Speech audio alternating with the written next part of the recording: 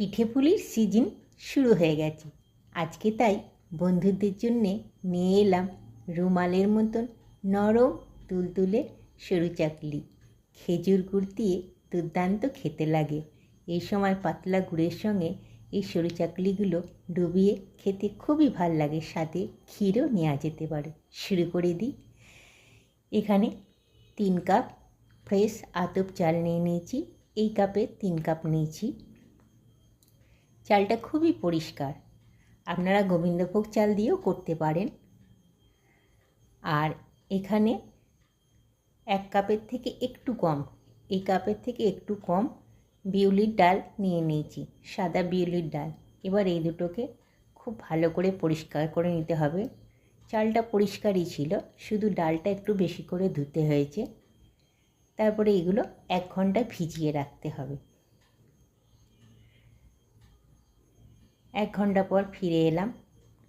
চালটা পুরো ভিজে গেছে, ডালটাও ভিজে গেছে। চালটা জল ঝরিয়ে অল্প জল দিয়ে মিক্সিতে পেস্ট করে নেব। প্রথমে লেয়ারটা মোটাই রাখবো, খুব পাতলা করে পেস্ট করব না। একটু সামান্য জল দিয়ে চালটা পেস্ট করব, পুরোটা একবারে হবে না। চালটা পুরো পেস্ট করে নিয়েছি দুবারে। এরপরে ওই বাটিটাতেই ডালটা পেস্ট করব। ডালটা পুরো ভিজে গেছে, জল ঝরিয়ে নিয়ে তুলে দিচ্ছি।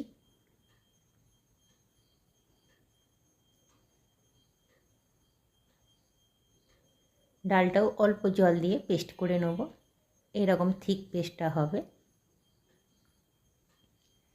এখন দুটোতেই জল মেশাবো না, একটু একটু করে ডালটা তুলে নেব, বিউলির ডালটা নিয়ে নিয়েছি চালের ব্যাটারটার মধ্যে।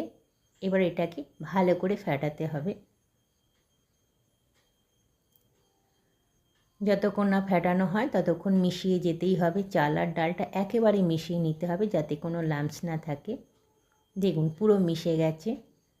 এরপরে কিন্তু খুব ভালো করে ফেটাতে হবে। যত ফেটাবো তত এটা ফুলে উঠবে। ডাল থাকার কারণে দেখুন কত সুন্দর ফুলে উঠছে। একইভাবে ফেটিয়ে যেতে হবে। তারপরে এটা খানিকক্ষণ রেস্টে রেখে দেবো। একটু রেস্টে রেখে দেওয়ার পর তারপরে অল্প একটু লবণ দিয়ে নিলাম। লবণ দিয়ে আবার ফেটিয়ে নেব। এখানে যেহেতু আমি গুড় দিয়ে বা দুধ ক্ষীর দিয়ে খাওয়ার জন্য দেখাচ্ছি, তাই সামান্য লবণ দিলাম। খুব মোটা পেস্ট হয়ে গেছে, তাই এরপরে একটু একটু করে জল দিয়ে একটু পাতলা করব। খুব মোটাও হবে না, খুব পাতলাও হবে না। যদি আপনারা এটা ঝাল আইটেম হিসেবে খান তাহলে এখানে একটু শুকনো লঙ্কা, শুকনো মৌরি ভেজে গুঁড়ো করে দিতে পারেন, একটু আদা কুচিয়ে দিতে পারেন। যে কোনো ভাজা মশলাই দেওয়া যায়, মৌরি ভাজা মশলা বা শুকনো লঙ্কাও দেওয়া যায়।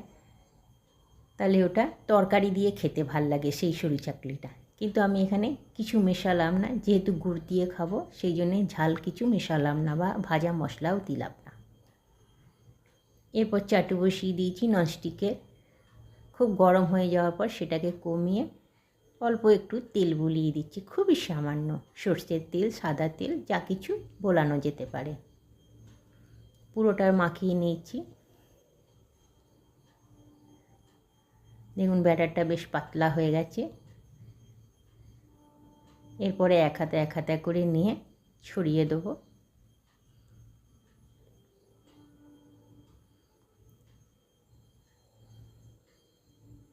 তারপরে একটু পাতলা করার জন্যে ছোট একটা বাটি দিয়ে ঘুরিয়ে ঘুরিয়ে নিচ্ছি। খুব সাবধানে আলতো করে ঘোরাতে হবে।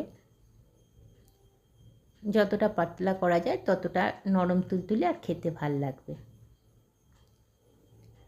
বেশ বড় হয়েছে। এরপরে একটা ঢাকা দিয়ে দেবো। ঢাকা দিয়ে দিলে ভাপে খুব নরম হবে, জিনিসটা ভাপে ভাপে তৈরি হবে আর খুব ভালো হবে বাষ্পটা। দেখুন বাষ্পটার জন্য এটা খুব নরম হয়, নিজে নিজেই উঠে এসছে। দেখাচ্ছি অপর পিঠটা, দেখুন কতটা সুন্দর ভাজা হয়েছে।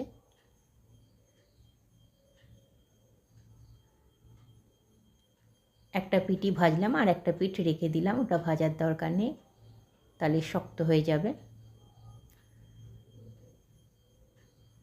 গরম গরম আছে, আরেকটা ভেজে আপনাদের দেখাচ্ছি। একইভাবে খুব সামান্য তেল বুলিয়ে নিচ্ছি।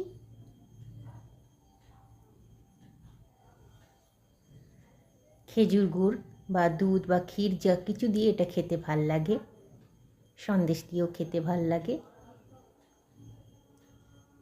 মিষ্টি আইটেম হিসেবে দেখাচ্ছি, আপনারা এটা তরকারি দিয়েও খেতে পারেন। সেক্ষেত্রে ব্যাটারটায় একটু ঝাল, একটু ভাজা মশলা দিলে খুব সুন্দর হয়।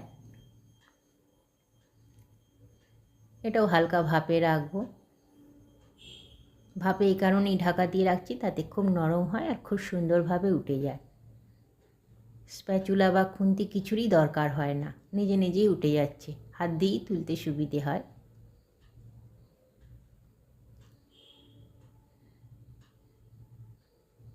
এইভাবে ভাজাটা হবে, তুলে নিচ্ছি। এইভাবে পরপর সবগুলো ভাজতে হবে, এক এক করে সব ভেজে নেব। খেজুর গুড়, খুবই পাতলা যে গুড়গুলো হয় সেটা দিয়ে খেতে খুব ভাল লাগে। পরিবেশন করেছি, কত সুন্দর রুমালের মতন তুলতুলে হয়েছে দেখুন বন্ধুরা। আশা করি ভাল লাগবে। নমস্কার।